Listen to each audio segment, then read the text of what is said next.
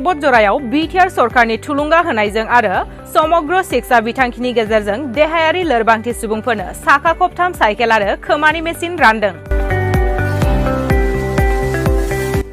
क'क्राझार जिल्ला बतझरानि काजिगावनि नब्लाङाव दिनै जुनिया सोलेरारि लोरबांथि फरायसाफोरनो खोमानि मेसिन, साखा खबथाम साइकेल आरो हुइलचेयार राननानै होदों बिटिआर सरकारा।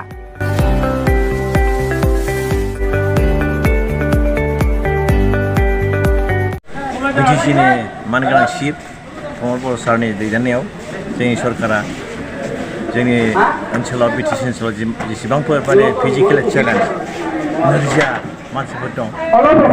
नोरजिया होनब्ला गाज्रि होननाय जायो थेवब्लाबो उफाय गैया, सोदोब नागिरनो मोनाखै, बेबायदि मानसिफोरनो जों एफा एनै जाहाथे जिबनाव बिराद खस्थ' मोनबाय, इसोरा सृष्टि खालामबाय, दाबाय, सोरनाबा एसे आथिं एसे नोरजिया खालामबाय, आखाइ नोरजिया खालामबाय, सोरबा खोनायै खालामबाय,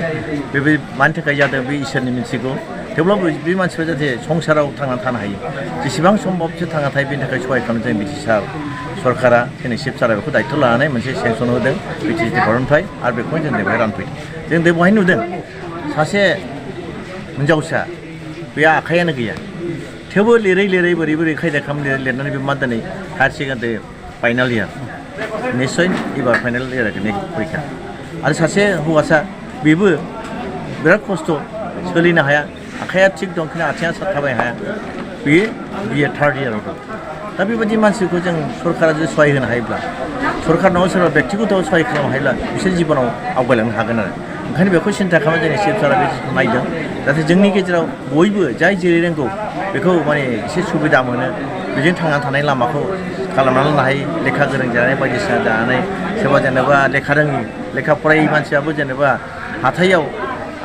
आखाइफ्रा मोजां, आथिं थाबायनो हाया, खुगाफ्रा मोजां, खोमाया बारा खोना, बेफोर जिनिसखौ जाहाथे बिसोर सहाय होनानै जेनेबा आखाइया मोजांब्ला बिजनेस खालामनो हायो, मैगं थाइगं मोजां फाननो हायो, बेखौ जुदि न'आव थांनायनिफ्राय गावनि दखानसिम थांनाय बेखौ थांनो हानायनि बेब'स्था खालामदों, आरो बिदिनो गोबां खामानिखौ मावनो थाखाय दायथ' लादों आरो जों आसा खालामदों बेजोंनो बे जोंनि साखाथिनि गासै रायजो राजाफोरखौ सहाय खालामगोन, मानोना बिसोरबो गावनि इस्साबोधै जादों, इसोरनि इस्साबोधै जादों, बेखौ बयबो अनलायगोन आरो बिसोरखौ सहाय खालामगोन आसा खालामदों। मुगैनो नाङा, गोदोफोर मुगैयोमोन, कुरिया खाम्फा नुयोब्ला मुगैयोमोन, जों नुदों जिबनाव, जोंनि जिबनाव जों नुबाय मादार टेरेसा कुरिया मानसिया आथिं सेवग्लिजानाय, आखाइ सेवग्लिजानायखौ दाङै दाङै सिकित्सा मोजां खालामबोदों। दा जोंनि गेजेरावबो जों बिदि लानांगौ आरो मानसिया बयबो मानसि, जोंबो मानसि, बिसोर मानसि, बिसोरखौ मानि थाखाय जाखो बेखौ जों मिथिला, खिन्थु जों सहाय खालामनो दायथ' जोंनि बयबो रायजो राजाफ्रा बयबो मानसिफोरखौ सहाय खालामो, जाहाथे बिसोर जिबनाव थांना थानायनि एसे राहा मोनो, आं बेखौ रायजो राजाखौ खावलायो।